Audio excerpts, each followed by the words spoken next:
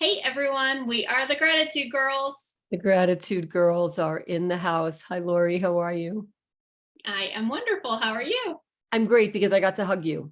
So for those who are watching, we were in person, and that was the best part, the beginning to 2023. That was amazing. When you hug someone you love, it really energizes you. I'll announce who I am for those of you who are watching for the first time. My name is Catherine Asaro Myers, affectionately known as Rara's in the House. And I'm here with my amazing partner who I got to hug this month, last week, Lori Zelkradecki. Lori, where are you from today? Yes, today I am back in my home office in Columbia, Tennessee. And yes, but last week I was in Canada. That was amazing. We got to go to some pretty cool places and got to see some pretty amazing things. We're going to do that again. Yeah, I feel like that's happening. And, it made me think about how we react, how we act with people. Are we in or are we out? Are we all in or are we all out? Are we introverted? Oops. Or extroverted? If I say introverted and lean forward and go extroverted, lean out, how do you feel? So when I think about that, there are times that I really feel like I like to take a back seat. It's not too often, but there are times that I feel like I really need to listen. And then there are times that I feel like I really want to say something. So in this social setting, let's talk about a few points because we're both very social. Are there ever times where you just want to sit back and hang out and see what's going on and not be up in front of the room? Yeah, definitely. And especially it depends on if it's your event. Obviously, if it's your event, you have to be in front of the room and you have to run the show, right? But if you're at someone else's event, or say you're at an event like church, that's, unless you're a pastor or something, but then it's not your event, right? So then you can be the one that's not the center of attention, right? And so that's huge too, if you can know how to take your different hats on and off, right? Because there's some people also that can't seem to keep their hat off when it should be appropriate. Oh, that was so well put. I love the way you put that. There are some times when people don't know how to, right. So it's about being and reading the room. Sometimes I really like to read the room, and that might be perceived as quiet or something being wrong. But for me, it's me being my introverted, extroverted, introverted self. Then there are times, I like to feel warmed up, right? I don't like to walk into a room and I'm not a dancer or a singer, so I'm not going to walk into a room and start performing. So I really like to feel what that's like. And I like to have a warm social setting. So for me, it makes sense if it's if not you, Lori, but your event, you, our audience, I like to feel warm and welcomed and see how that's going before I walk in and make an assumption that, hello, I'm here, so therefore I should be speaking. Right. There are certain times that I feel great about speaking because I'm ready. But there are days that my energy level is not up there at the front of the room. It's just hanging out. So what happens? Where are you? Where are you on those energy days where maybe it's more of an introverted energy? Right. Well, and it's also like you can have both of those too, right? So like at say networking, right? Both of us do a lot of networking, or at least I used to, but I still do some. But the same thing, it's like sometimes you can take charge of the luncheon or what coffee or whatever you're doing, and you can ask all the questions and then you can make your presentations or whatever. And then sometimes you can just kind of ask more open-ended questions to get the other person to talk more and allow you to just kind of sit back and listen. That expression, just like, I don't want to say sit there and look pretty because I know that we're going to get slammed by all these people who are going to hear this, but just be smart, be you, be okay, there it is again. Be authentic, feel however you're feeling and let it shine. And those introspective moments will come through to people and they'll feel it. And they might be attracted to your silence. And perhaps you would call it an aura about you.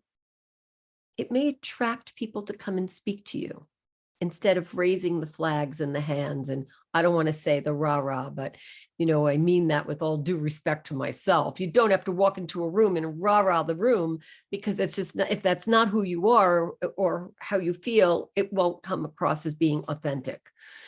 I really like when I have a good night's sleep. Now, I like the early morning and the late night, so that just totally gives me a whole new perspective on what my sleep time is. But when I'm rested, I feel ready to go. That really makes a difference for me. I don't want to be exhausted in front of a room, because that energy it's not, if I say attractive, attracting. So I think it's important when we know we're going to perform to really take care of ourselves. A good night's rest the day before, self-care, meditation, stretching, whatever we're going to do. Stare out the window. There are many different things. We can go on for 10 minutes on that. But I think it's important to really know when we're at the right energy level and to tap into that and give that. You feel it from me, right? You feel how I'm feeling right now. I'm so excited because we were together. It's nothing that's going to bring me down. Just try it. It's not going to happen. Right. Yeah. And, I just wanted to tap into one thing that you said there too. You said of being your authentic self. And I just wanted to tap in on that for a second, because that is so huge, right? There's so many people, teach, coach, and train on you got to push yourself and you got to get out there and you got to get out of your comfort zone and you got to move forward. And all those things are great to a point.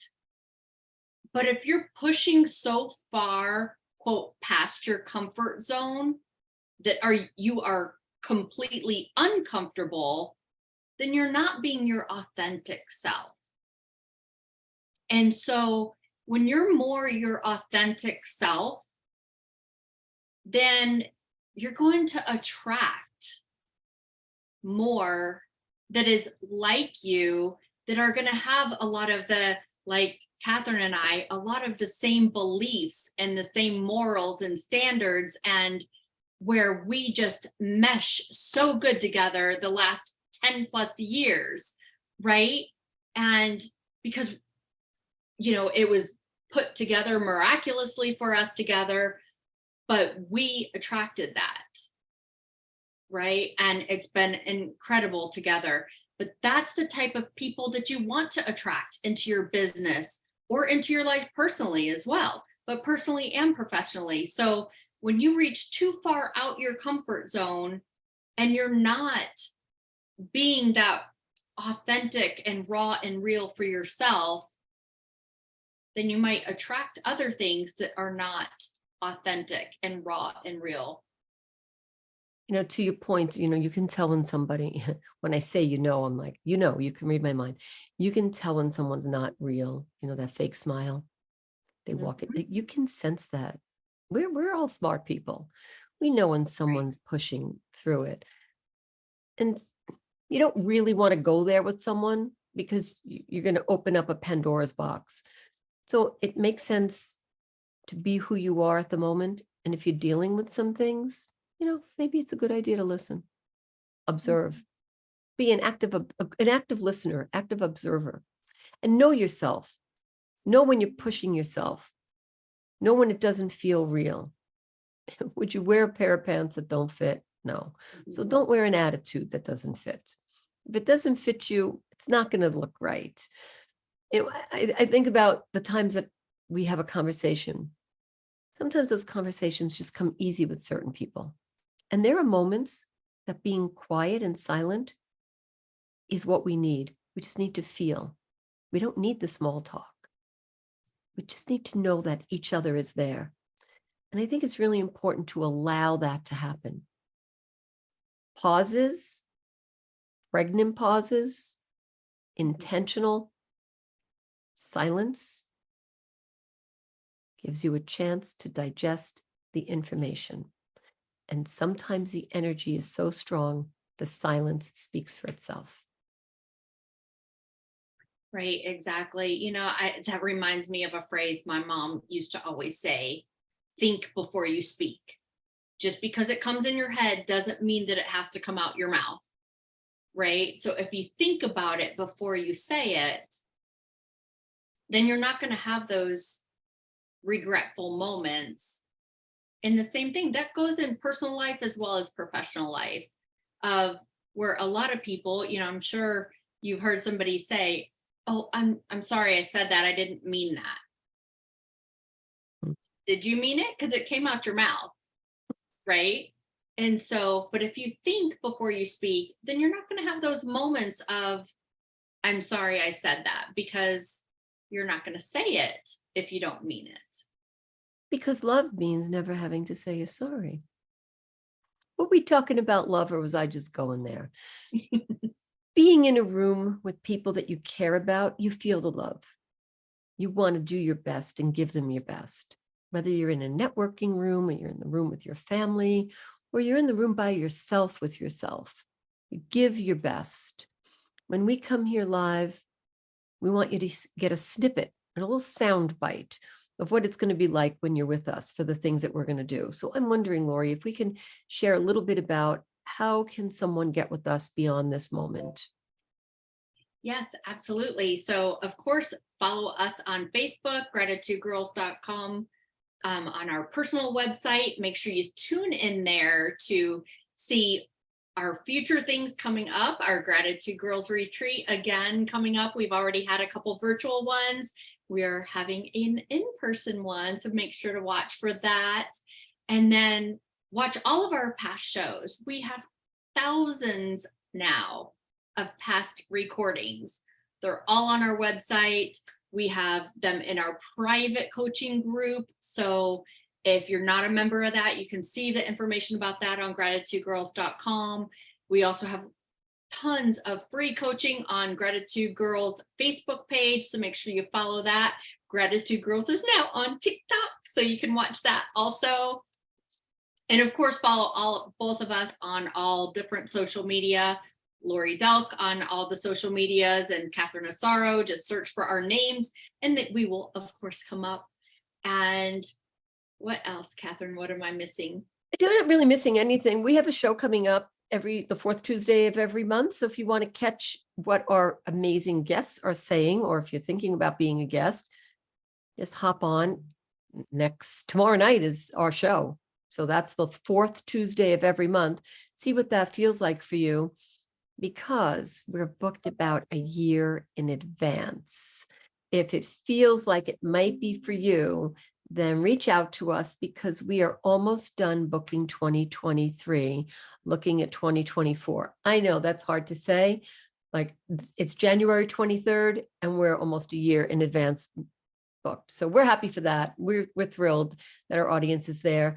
And maybe on this note, what we'll say is, don't forget to write your gratitude points down every day in detail, as Lori says, and then review them in the morning. It's really uplifting. So if you want to know more about that, keep your eye out. Oh, Lori has something in her hand. Oh, look at that. Okay. All right. It's coming. It's coming. Write your gratitude in detail. And if you don't know where to write that, stay tuned. We have a solution. We'll see you next week, everyone. Ciao. Good night. Good night.